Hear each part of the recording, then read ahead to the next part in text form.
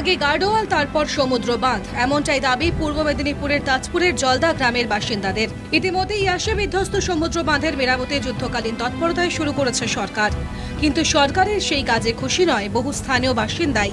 তাদের দাবি, বাঁধ নির্মাণের আগে তৈরি করতে হবে শক্তপোক্ত গার্ডওয়াল, না হলে সমুদ্রের তাণ্ডবে ফের বাঁধ ভেঙে ঘরছাড়া হতে হবে তাদের। পাশাপাশি বাঁধ নির্মাণে দুর্নীতি নিয়েও প্রশ্ন তুলছেন তারা। যে মাটি ফেলছে, পাথর ফেলছে, এ কোনোদিন থাকবে না, সে ভেঙে চলে যাবে। শুধু ওরা টাকা লুট করে খাবে, যে কন্ট্রাক্টর, আর কিছু নেই। আমরা চাইছি একদম শক্তপোক্ত মজবুত একটা বাঁধ হোক, কনক্রিটের বাঁধ হোক, যাতে আমরা এলাকাবাসী একটু শান্তিতে থাকতে পারি। ইয়াসের পর বাঁধ নির্মাণ নিয়ে প্রশ্ন তুলেছিলেন স্বয়ং মুখ্যমন্ত্রী।